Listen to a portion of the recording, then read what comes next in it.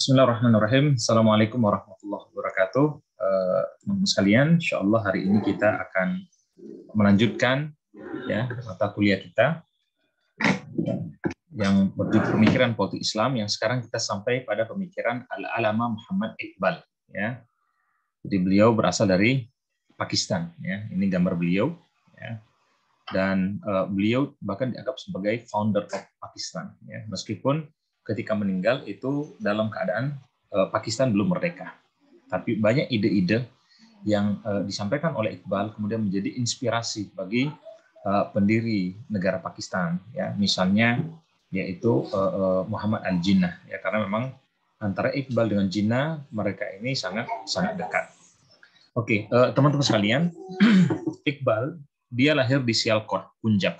Ya, pada 9 November 1877. Jadi Sialkot itu ada di bagian selatan, ya, dekat dengan Chennai di India. Dan dia merupakan anak tertua dari 5 orang bersaudara. Bapaknya bernama Syekh Nur Muhammad, ya, seorang penjahit yang cukup kaya dan terkenal. Demikian juga dengan komitmennya terhadap Islam yang luar biasa. Garis keturunan Muhammad Iqbal itu dari kelompok Brahma Hindu. Nah, ini agak jarang terjadi, ya, karena biasanya yang convert ke dalam Islam, ya, di antara orang-orang India itu adalah dari kasta yang rendah. Jadi mereka pindah ke dalam Islam dengan maksud supaya kemudian mereka tidak kemudian berada pada posisi kasta yang rendah. Tapi karena jumlah mereka yang banyak, ya, dari kasta rendah yang masuk ke dalam Islam, bahkan kemudian ya konsep kasta pun itu dikenal dalam Islam di India. Nah, ini Muhammad Iqbal, ya, nenek moyang beliau itu berasal dari kasta Brahmana. Ya. Jadi Sahajram Sapru, ya, merupakan kakek beliau, itu pindah memeluk Islam. Nah, Muhammad Iqbal ini pada usia 15 tahun dia sudah menikah dengan Karim Bibi, ya, bapak seorang physician yang terkenal di Gujarat. Dan Iqbal ya diajari oleh tutor dalam bahasa, dalam menulis, dalam sejarah, dalam puisi, dan dalam agama. Sampai kemudian dia melanjutkan pendidikan di Scott Mission College di Sialkot. Jadi dia melanjutkan pendidikan di kotanya. Kemudian setelah itu melanjutkan pendidikan pada Government College di Lahore, ya, dalam bidang filsafat English atau literature English and Arabic, ya. Dan dia akhirnya mendapatkan gelar Bachelor of Art. Nah, kemudian dia juga mendapatkan Bachelor of Art itu dari Trinity College di Cambridge, ya, tahun 1907. Jadi kalau lahirnya tadi 1877, berarti 1907, ya, cukup berusia. Berarti pada usia 30 tahun, ya, beliau mendapatkan gelar S1 dari Cambridge. Kemudian beliau pergi ke Jerman, melanjutkan pendidikannya pada level doktor, ya, di Ludwig, ya, di University of Munich. Kemudian juga dia melanjutkan pendidikan di Lincoln's Inn and English, ya. Dan Iqbal, teman-teman sekalian, ini terkenal, ya, dengan penguasaan yang bagus dalam puisi yang berisi pesan-pesan Islam sebagai seorang filosofer, begitu juga sebagai seorang pakar teori dalam politik. Akhirnya dia mengajar, ya, sejarah, filsafat, dan politik science di Oriental College di Lahore. Jadi setelah melanjutkan pendidikan, kemudian dia pulang, ya, menjadi dosen. Bahkan sebenarnya ketika belajar di Cambridge, ya, dia juga mengajar bahasa Arab di Cambridge, ya, menggantikan Profesor Arnold, ya. Tapi setelah pulang kemudian ke India tahun 1908, berarti usia masih 35 tahun, ya. Maka Iqbal menjadi asisten profesor pada Government College di Lahore. Ya, selain itu dia juga menjadi lawyer, ya, bekerja dalam bidang hukum, dan terkenal dukungannya yang luar biasa terhadap gerakan kebangkitan Islam di berbagai belahan dunia. Ya, bahkan pernah di India dia menyampaikan suatu kuliah yang kemudian dikompilasi dan dipublikasikan dengan judul The Reconstructions of Religious Thought in Islam, ya, rekonstruksi pemikiran agama dalam Islam.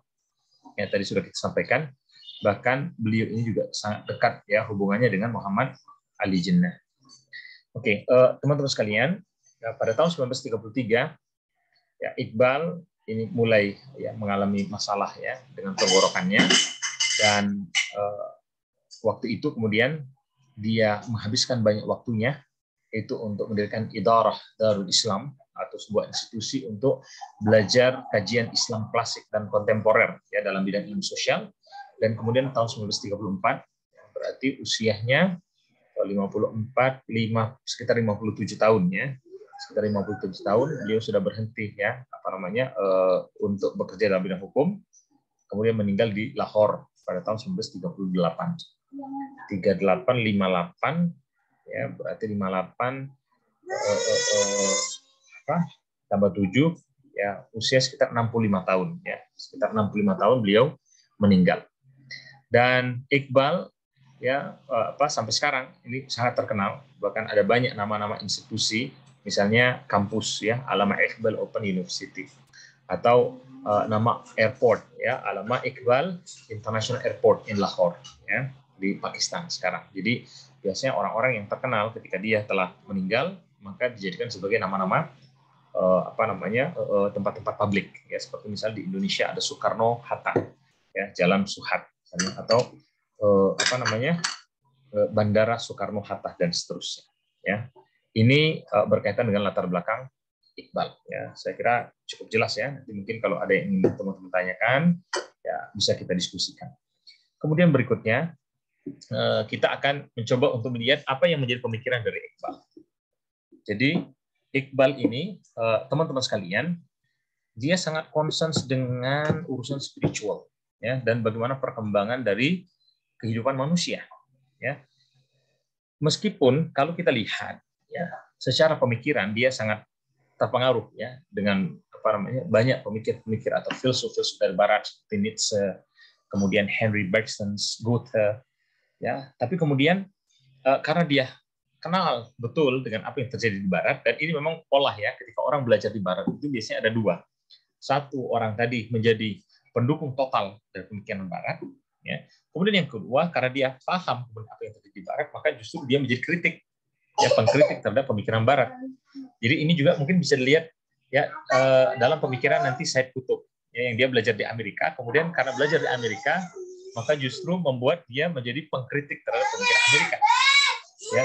Di Indonesia juga kita melihat misalnya ada Amin Rais ya. Amin Rais dia belajar di Amerika, kemudian dia menjadi orang yang banyak mengkritik ya pemikiran-pemikiran barat. Nah, begitu juga dengan Iqbal ya. Jadi Iqbal akhirnya justru menjadi seorang pengkritik ya, sangat kuat ya berkaitan dengan barat, karena menurut dia barat itu telah terlalu sekuler, memisahkan antara agama dengan negara ya, dan barat itu dinilai sangat materialistik. Maka justru yang banyak kemudian berkembang dalam diri Muhammad Iqbal adalah pengaruh dari Rumi ya. Jadi Rumi ini punya pengaruh luar biasa dalam pemikirannya Iqbal ya, yang mana dalam banyak puisinya misalnya kita lihat ya bagaimana kemudian Iqbal ya menggambarkan Rumi ini ya dalam puisi-puisinya tadi ya, mengajak para pembaca supaya kemudian mereka memahami kembali peradaban Islam di masa lalu ya, menyampaikan pesan-pesan bagaimana pentingnya bagi kita untuk memiliki ya spiritual yang pure, spiritual yang masih murni, yang fokus dengan Islam ya sebagai sumber bagi pembebasan dari kehidupan sosial dan politik. Dan ini adalah cara yang menurut Iqbal kemudian perlu ditempuh khususnya oleh umat Islam ketika umat Islam tadi ingin kembali menjadi peradaban yang besar dan jaya. Makanya dalam Asrar al-Khudi ya, buku beliau atau yang diterjemahkan dalam bahasa Inggris Secret of Self ya, rahasia diri, rahasia jiwa, maka dia mengenalkan konsep diri, konsep khudi ya. Yang khudi ini kalau dalam Al-Qur'an itu sering disebut sebagai ruh. Ya, jadi kita harus melihat manusia ini ada sisi ruh dan ada sisi jasad. Ya, yang ruh ini sebenarnya diciptakan itu lebih dahulu dibandingkan dengan jasad. Maka menurut Iqbal banyak orang yang mereka ya begitu fokus dengan urusan jasadnya, tapi mereka justru melakukan perusakan terhadap ruh, terhadap jiwa mereka. Ya, padahal menurut dia tujuan dari hidup ini adalah self realizations. Bagaimana kita mengenali diri kita sendiri, self knowledge. Ya, bagaimana kita memahami siapa diri kita ini. Ya, maka kalau kita ingin menurut Iqbal sampai pada poin kesempurnaan dalam hidup, ya, mengenali siapa diri kita, bahwa hakikatnya hidup kita ini, ya, atau keberadaan kita di muka bumi ini tidak lebih sebagai vicegerents of Allah on earth. Kita adalah khalifah Allah di muka bumi ini, maka ini ya harus dimulai dengan pengenalan terhadap jiwa kita. Ya, jadi itu kelihatan ya bagaimana kemudian besarnya pengaruh Rumi, ya, karena Rumi tadi adalah seorang sastrawan, ya, yang banyak kemudian bersentuhan dengan urusan jiwa. Beliau adalah seorang sufi. Dalam Zarbil Kalim, ya, beliau juga mendeklarasikan ya dalam puisinya itu perang ya melawan keadaan dunia sekarang ini yang sangat materialistik. Kata beliau, Sufism itu adalah produk yang sangat diperlukan ya untuk memerankan atau memainkan peran berbagai peran intelektual dan moral ya di era seperti sekarang ini yang banyak kemudian jiwa-jiwa manusia itu telah tidur ya, jiwa-jiwa manusia berada pada lumpur supaya mereka kemudian naik pada posisi yang ideal, pada posisi yang lebih tinggi. Jadi ini yang banyak menjadi tulisan-tulisan dari Iqbal ya, misalnya dalam Reconstruction of Religious Thought in Islam ya, beliau ya menyampaikan bagaimana pengalaman pengetahuan, pengalaman agama, ya konsep Tuhan, makna dari ibadah yang kita lakukan, apa yang dimaksud dengan ego dalam diri kita, ya, apa yang dimaksud dengan perjalanan hidup, keinginan dalam diri, spirit dalam budaya seorang Muslim, dan prinsip dalam melakukan gerakan pada Islam, ya, melakukan ijtihad misalnya. Maka semua ini kalau kita perhatikan, ya ide-ide dari Iqbal tadi dia mencoba untuk menentang pemikiran-pemikiran yang bersifat materialistis.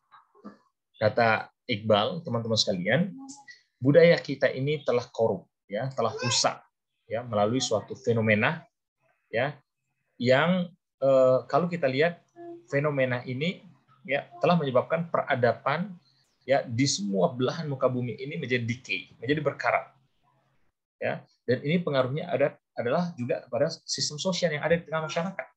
Bahkan agama pun menjadi seakan-akan tidak ada fungsinya. Ini perkembangan yang terjadi dalam peradaban sekarang.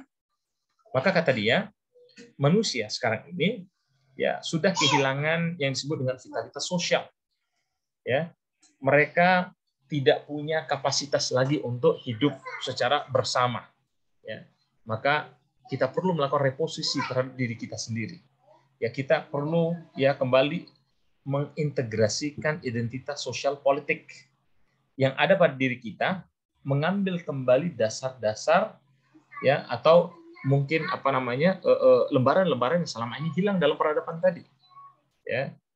Jadi kalau kita lihat kata Iqbal, teman-teman sekalian, yang terjadi sekarang ini ya banyak orang yang gagal dalam mengenali ya apa yang sebenarnya dibutuhkan dalam hidup ini. Ya. Yang orang banyak kemudian bersikap materialistik, orang yang banyak kemudian dengan materialistiknya bersikap individualis, sehingga ketika sikap individualis yang muncul, maka kehidupan ini menjadi terfragmentasi. Ya, kita tercerai-berai, kita mengalami yang disebut dengan disintegrasi. Kenapa? Karena kita sudah hilang ya sisi nilai-nilai dalam hidup. Ya, attitude kita itu sudah berkurang. Ya, norma ya dalam kehidupan sosial. Maka Iqbal ya beliau menawarkan bahwa kita ini perlu melakukan reinterpretasi ulang ya terhadap pemikiran Islam. Ya, karena apa? Fenomena yang seperti ini bukan hanya terjadi di barat tapi juga sudah terjadi di tengah umat Islam. Ya, jadi tantangan kontemporer yang terjadi sekarang ini yang kita klaim ya bahwa kita adalah masyarakat yang modern, teman-teman sekalian. Kita ini adalah masyarakat yang yang dinamis, yang sudah maju. Tapi hakikatnya ya kemajuan kita itu lebih banyak kemajuan yang bersifat fisik, ya, kemajuan yang bersifat materialistis, tapi membuat kita kehilangan unsur jiwa dalam hidup kita. Maka kata dia, ini adalah false belief.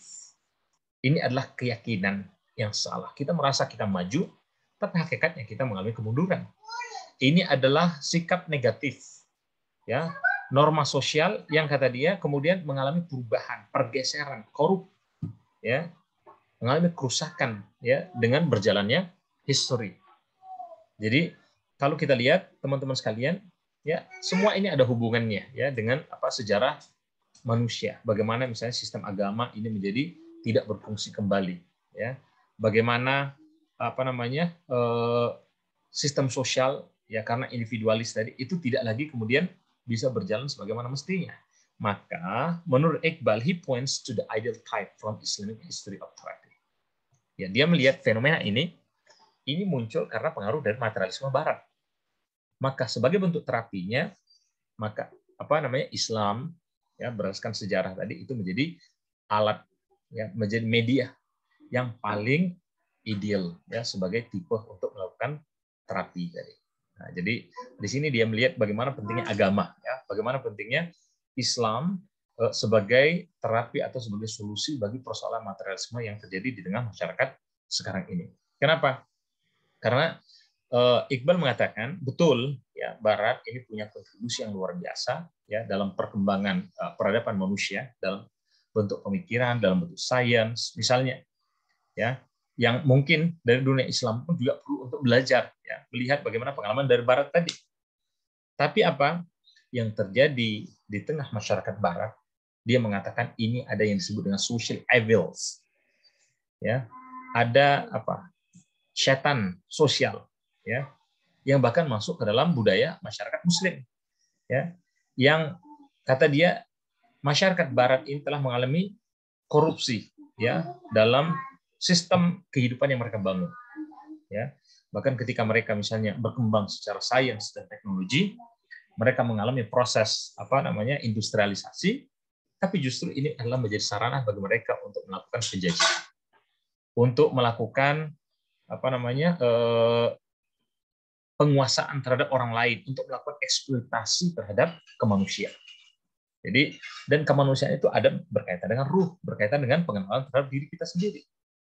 Nah, maka kata Iqbal, teman-teman sekalian, ya di sini ya apa namanya perlu ada kemudian upaya ya bagaimana Islam ini mengantisipasi atau melakukan perlawanan terhadap perkembangan peradaban yang dibangun oleh Barat.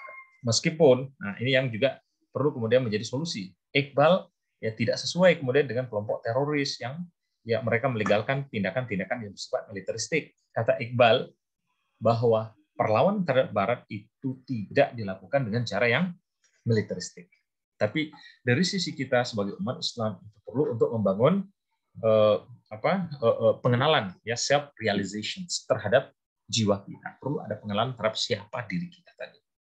Jadi kalau misalnya self consciousness ya kesadaran diri pada setiap orang mengenali siapa dirinya dan apa yang harus dia lakukan itu mulai terbangun, maka masyarakat Muslim itu akan membangun suatu kekuatan yang bahkan bisa merumbuhkan ya peradaban yang sedang dibangun oleh Barat tadi. Nah, teman-teman sekalian, jadi ini yang dikatakan oleh Iqbal. Karena hakikatnya Iqbal menilai ya perkembangan ya sistem yang eksploitatif yang dibangun oleh Barat tadi ini bukan cuma sekedar mengancam kemanusiaan ya bagi mungkin umat Islam misalnya, tapi sebenarnya Barat sendiri itu mereka ya mengalami kerugian, mereka ya mengalami persoalan karena mereka tidak lagi mengenal siapa diri mereka. Maka disinilah Islam ya kata Iqbal itu memberikan alternatif yang luar biasa pada beberapa area. Yang pertama, Islam itu memberikan alternatif dalam sistem sosial. Kenapa? Sistem sosial yang diperkenalkan oleh Islam adalah sistem sosial yang berbasis kepada keadilan, berbasis kepada kemanusiaan, persaudaraan. Dan Islam menentang segala macam bentuk rasisme.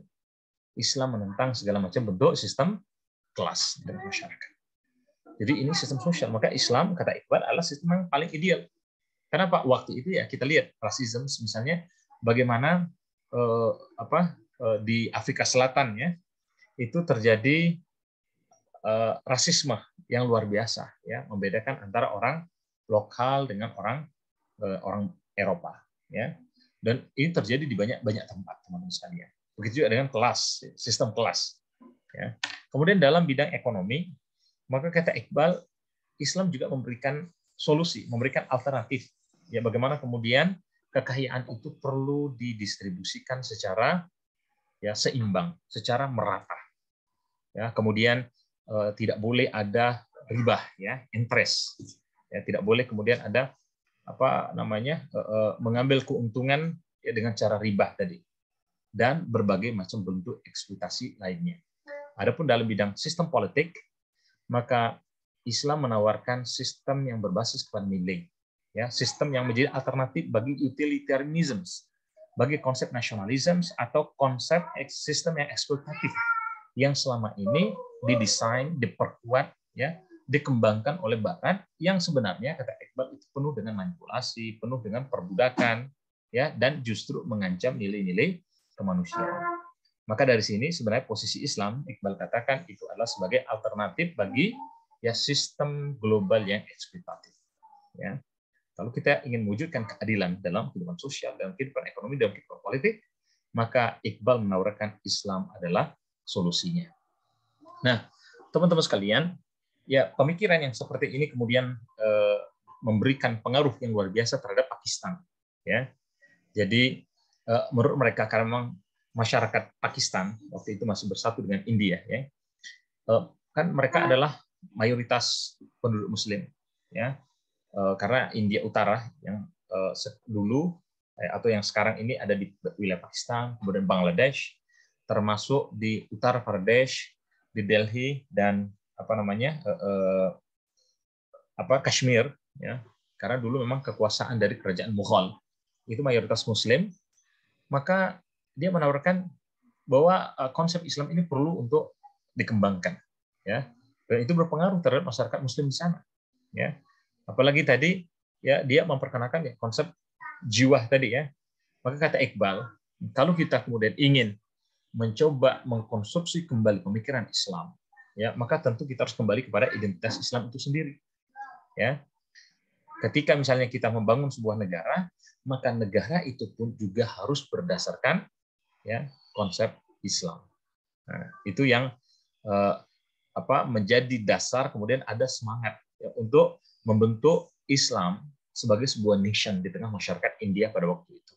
Ya, jadi dia katakan waktu itu ya untuk Muslim India, he suggests ideas of creating homeland for Muslims. Ya, perlu ada tempat khusus, ya, tempat tinggal, homeland, ya, rumah bagi orang-orang Muslim yang ada di subkontinental, ya, subkontinen, ya, di daerah subbenua dari Asia Selatan ini, ya. Kenapa? Karena fakta menunjukkan bahwa tekanan yang dilakukan oleh non-Muslim, ya, terhadap hak-hak kaum Muslimin itu memang muncul. Jadi satu sisi memang sistem tadi sudah korup, tapi sistem itu kemudian juga menekan umat Islam. Maka dia mengatakan, ya mau tak mau, kemudian umat Islam harus ya punya suatu tempat khusus. Makanya dia menawarkan bahwa dia punya ada tempat sendiri, ada nations bagi Muslim yang ada di India. Nah, teman-teman sekalian, jadi upaya beliau untuk mengajak kemudian umat Islam ini kembali kepada identitas keislamannya, berafiliasi dalam sebuah keyakinan sebagai umat Islam, ya, yang menjadikan Islam bukan cuma sekedar agama, ritual, tapi Islam juga dijadikan sebagai sistem dalam politik, sistem dalam sosial, ya, sistem dalam ekonomi, ya, dan bagaimana kemudian umat Islam tadi betul-betul kembali kepada tauhid, kembali kepada ajaran dari Nabi Muhammad, ya. Ini kata Iqbal al-sarana kemudian untuk membinding, untuk menyatukan kembali umat Islam, ya. Jadi konsep self tadi bukan cuma sekedar self dalam artian individu, bahwa kita kenal dengan jiwa kita, tapi ini adalah upaya untuk membangun suatu peradaban, suatu budaya yang di sana berbagai umat Islam, ya, atau umat Islam dalam jumlah yang banyak tadi, mereka akhirnya tersatukan dalam suatu budaya yang disebut dengan Islamic culture, ya. Dan fondasi dalam budaya ini kata dia itu adalah religious. Jadi agama harus dijadikan sebagai fondasi pertama dalam membangun masyarakat, ya. Yang kalau pemerintahan atau masyarakat tadi tidak dibangun berdasarkan nilai-nilai ya religius, maka Iqbal mengatakan tentu kemudian pemerintahan atau masyarakat tadi akan menjadi masyarakat yang tirani. Nah, jadi dia sampai pada pemikiran berarti self ini, kesadaran ini bukan cuma kesadaran dalam ya diri sebagai individu, tapi juga kesadaran sosial, kesadaran ekonomi, dan kesadaran politik, ya. Karena tanpa agama biasanya ya suatu sistem termasuk pemerintahan akan menjadi pemerintahan yang tirani. Nah, makanya waktu itu ya Iqbal meyakinkan Muhammad Ali Jinnah bahwa Hindu dan Muslim itu adalah ya dua bangsa yang berbeda, identitas bangsa yang berbeda. Ya. Jadi kata Iqbal, teman-teman sekalian, kalau memungkinkan maka kita membentuk yang disebut dengan two nation state theory. Ya, satu bangsa tapi dua bangsa. Apa satu negara tapi dua bangsa. Ya, tapi ini kemudian ditolak oleh Jawaharlal Nehru, ya, dan tokoh-tokoh Hindu yang lainnya. Sampai kemudian Iqbal mengatakan, oh kalau begitu kita perlu membuat sebuah negara sendiri. Ya, nah karena kekuatan umat Islam ya juga cukup besar pada waktu itu, maka ini menjadi motivasi bagi mereka untuk membentuk negara yang terpisah dari India, yang dinamakan sebagai Pakistan. Ya, jadi bisa kita katakan ya berdirinya Pakistan ini adalah karena penolakan terhadap hak-hak ya kaum Islam, ya kaum muslimin yang ada di Indian subcontinent, ya, dan mereka ingin ada kebebasan, ingin suatu identitas sebagai seorang muslim. Maka semangat ya persaudaraan, persatuan atas nama persaudaraan muslim ya itu menjadi sarana bagi Pakistan kemudian untuk berdiri ya pada tahun 1947, bahkan sehari sebelum kemerdekaan India. Jadi India dideklarasikan tanggal 15 Agustus, kemudian Pakistan mendeklarasikan diri itu satu hari sebelumnya, itu 14 Agustus. Ya, padahal oleh tokoh-tokoh India pada waktu itu ketika ingin mendeklarasikan India, maka termasuk wilayah yang sekarang dikuasai oleh Pakistan dan Bangladesh. Tapi karena sudah didahului, maka terjadi kekecewaan yang luar biasa, dan ini yang di antara faktor menyebabkan kenapa kemudian konflik antara India dan Pakistan itu sampai ya berlangsung atau sampai sekarang ini. Ya, jadi ide ini sudah disampaikan oleh Iqbal. Ya, bahkan waktu itu ya kita tahu sebelum kemerdekaan ya 1947 sebenarnya Iqbal sudah meninggal ya. Jadi 9 tahun sebelum kemerdekaan Iqbal meninggal, teman-teman sekalian. Tapi idenya itu tetap dianggap sebagai suatu ide yang visioner ya. Makanya Iqbal ini dianggap spiritual father of Pakistan ya. Jadi bapak spiritual ya dalam berdirinya negara Pakistan. Nah, teman-teman sekalian, Iqbal ini mengenalkan konsep ummah yang sifatnya kosmopolitan, ya, yang dia transenden, ya, yang tidak kemudian terikat hanya dengan tempat, ya. Meskipun ya solidaritas ini tadi, ya ikatan ini lebih sebagai ikatan yang bersifat solidaritas, ya. Jadi bukan kemudian dia setuju dengan pembentukan kekhilafaan Islamiyah. Maka bagi Iqbal ya ada 3 aspek ya dalam membangun komunitas internasional bagi kelompok Muslim, itu ya identitas dalam politik, identitas dalam ideologi, termasuk identitas dalam budaya. Ya. Nah, jadi kata Iqbal ya ini tapi berbeda dengan konsep pan-Islamism ya yang menginginkan kemudian unifikasi ya semua umat Islam di dunia itu menjadi satu kesatuan. Ya, bagi Iqbal, teman-teman sekalian, dia agak skeptik ya dengan pemikiran unification Muslims ya di berbagai negara tadi itu menjadi satu sistem politik. Bahkan dia menolak ide dari Jamaluddin Al-Afghani yang seperti ini. Ya, kata dia ini hanya sebatas mimpi saja. Nah, cukup bagi kita kemudian ya untuk membentuk negara yang di sana kemudian diterapkan kesadaran bahwa masyarakat ini adalah masyarakat Muslim dan mereka punya kebebasan untuk menerapkan ajaran agama mereka. Ya, jadi ini yang dibangun oleh Iqbal. Bahkan menurut dia ya tidak perlu kemudian ada konsep ada bahasa tertentu untuk umat Islam yang harus dengan bahasa Arab atau bahasa Parsi atau bahasa Turki. Jadi ini menurut dia bukan konsep yang tepat. Sehingga kita bisa melihat Iqbal ini bukan orang yang sangat sentimen ya dengan konsep Hindu Muslim gitu dalam artian yang dalam tanda kutip dia anggap sebagai sesuatu yang utopia. Ya sudah, masyarakat kita, ada masyarakat subkontinent, ada Muslim di India, maka Muslim India ini bagaimana mereka bisa menjalankan ajaran agamanya itu secara bebas, ya sesuai dengan panduan agama mereka. Itu yang diinginkan oleh Iqbal.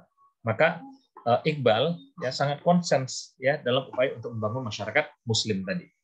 Ya, kata dia perlu ada upaya untuk melakukan revisi, rekonstruksi dalam pemikiran Islam di tengah umat Islam ini. Ya. Bahkan ya kelompok mullah pun kata dia ini tidak berhak untuk mengeluarkan seorang itu dari Islam. Ya. selama orang tadi masih punya konsep tauhid, selama orang tadi masih meyakini Nabi Muhammad itu sebagai nabinya, ya. Jadi bagi dia, ya, pemahaman seperti ini, membangun suatu komunitas, ya, sosial, politik, ini bahkan lebih penting dibandingkan dengan, ya, upaya untuk membangun teologi, ya, upaya untuk menanamkan teologi sebagaimana yang dipahami oleh Abu A'la al-Maududi, ya. Jadi teman-teman sekalian, ini yang dipikirkan oleh Iqbal. Jadi Al-Quran, kata dia, seringkali menggunakan konsep ummah, ya. Tapi ini ummah tadi, ya, harus dipahami ini sesuai dengan konteks yang sekarang ini, ya. Jadi konteks yang real yang terjadi di tengah masyarakat, ya. Maka kata Iqbal, perlu ada, ya, reorganisasi masyarakat, ya. Ya, melihat bagaimana faktor bahasanya, faktor rasnya, faktor sejarahnya, faktor agama, faktor ekonomi, ya, ya, terutama yang berada di wilayah India tadi, supaya kemudian mereka tadi bisa mendapatkan otonomi yang bersifat maksimum, ya. Saya kira mungkin itu dulu teman-teman sekalian yang bisa kami sampaikan, ya. Semoga ada manfaatnya, ya. Monggo mungkin ada yang ingin didiskusikan, kita persilahkan. Ya, assalamualaikum warahmatullahi wabarakatuh.